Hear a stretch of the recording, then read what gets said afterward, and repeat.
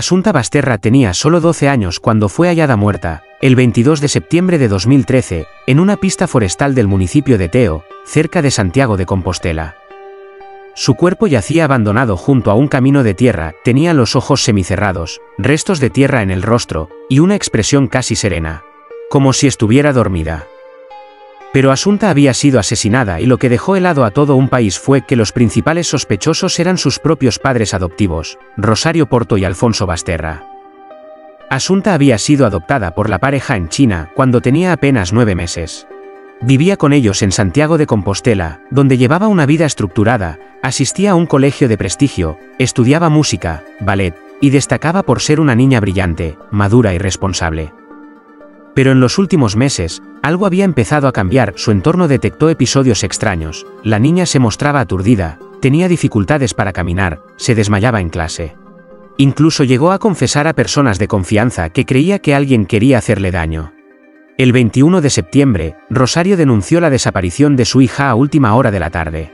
Según dijo, había salido a hacer unos recados y al volver a casa, Asunta ya no estaba. Horas después, de madrugada, unos viandantes encontraron el cuerpo en una zona boscosa, la escena era inquietante. El cadáver estaba tendido de forma antinatural, con restos de tierra, y sin signos evidentes de violencia.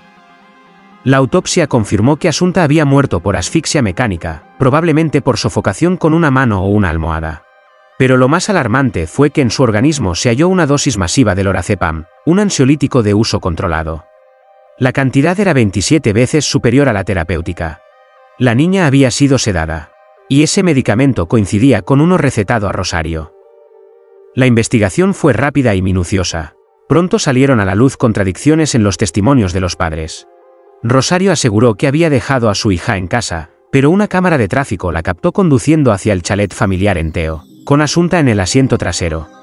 Alfonso decía no haber salido de casa, pero varios testigos aseguraron haberlo visto cerca del domicilio de Rosario.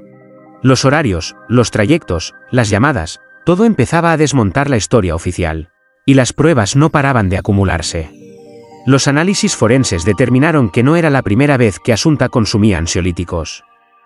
En los meses previos, la niña había estado siendo intoxicada de forma progresiva. Así se explicaban los desmayos, el letargo, la mirada perdida que algunos profesores habían notado.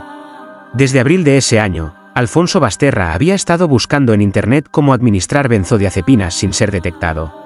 Y no solo eso, compraba cajas de Orfidal a un ritmo inexplicable, incompatible con una dosis personal. El ordenador de Alfonso se convirtió en una pieza clave. En él encontraron no solo búsquedas médicas, sino también rastros de manipulaciones de archivos y documentos que trataban de limpiar el historial. Como si hubiera querido borrar el rastro. Además, se descubrieron fotografías inquietantes, imágenes de Asunta dormida, como si se estuviera documentando los efectos de la sedación. Esas fotos llegamos a casa y antes de meterla en la bañera, porque había que meterla en la bañera, venía sudando, y desmaquillarla. Siéntate ahí. Venga, unas fotos. Te recuerdo. Y me parece que solo una mente calenturienta puede malinterpretarlas, porque no entiendo cuál es la malinterpretación de unas fotos de una niña que viene disfrazada de ballet. No lo entiendo, y el resto de las niñas estaban disfrazadas igual. A lo mejor si buscan más información en ese teléfono móvil, ven las fotos de grupo en que todas las niñas estaban disfrazadas igual. Y yo no sé si la gente aquí, bueno, tiene hijos, participan en festivales o en funciones, pero vuelven muy excitados y...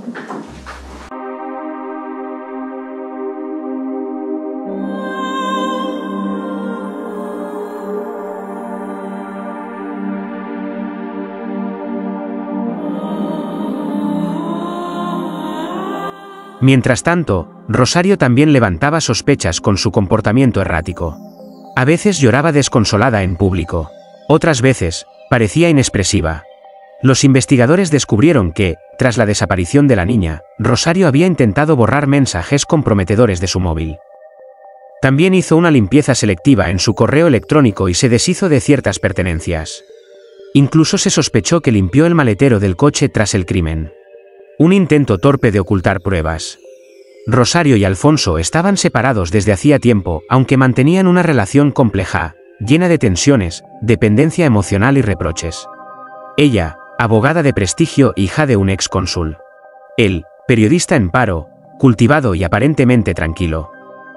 Desde fuera, la familia parecía funcional. Pero por dentro, todo era distinto. La fiscalía planteó que, tras la separación, Asunta se convirtió en un estorbo, que su presencia complicaba los planes de Rosario, afectada por crisis emocionales, y la rutina de Alfonso, sumido en una obsesiva fijación por su exmujer. Que ambos decidieron eliminar ese problema de forma fría y planificada. Primero la fueron debilitando. Luego, la asesinaron. Y trataron de simular una desaparición. Nunca confesaron. Nunca explicaron por qué lo hicieron. En el juicio, ambos se señalaron sin acusarse del todo. Rosario jugó la carta de la salud mental. Alfonso adoptó una pose distante, casi como si el caso no fuera con él. Su estrategia fue sembrar dudas, pero las pruebas eran abrumadoras. El tribunal no dudó, el asesinato fue premeditado y cometido en común acuerdo. Rosario Porto y Alfonso Basterra fueron condenados a 18 años de prisión por el asesinato de su hija. Tras la sentencia, Rosario fue trasladada varias veces entre centros penitenciarios. Sufría depresión severa, había tenido varios intentos de suicidio, y su estado mental se fue deteriorando. El 18 de noviembre de 2020, fue hallada muerta en su celda de la prisión de Brieva. Se había quitado la vida. Su muerte cerró uno de los capítulos más oscuros del caso. Alfonso continúa en prisión. Jamás ha confesado, ni ha mostrado arrepentimiento. Vive en silencio, sin apenas contacto con el exterior. A día de hoy, sigue sin explicar qué ocurrió realmente aquella tarde de septiembre. El caso de Asunta Basterra conmovió a toda España no solo por la brutalidad del crimen, sino por su aparente falta de sentido. ¿Qué clase de oscuridad se esconde tras las paredes de una casa en la que, desde fuera, todo parecía normal? El rostro de Asunta, con su sonrisa tímida, se convirtió en símbolo de una inocencia traicionada. Las imágenes del juicio, los interrogatorios, las lágrimas de sus profesores, todo quedó grabado en la memoria colectiva. Y todavía hoy, quedan preguntas sin respuesta.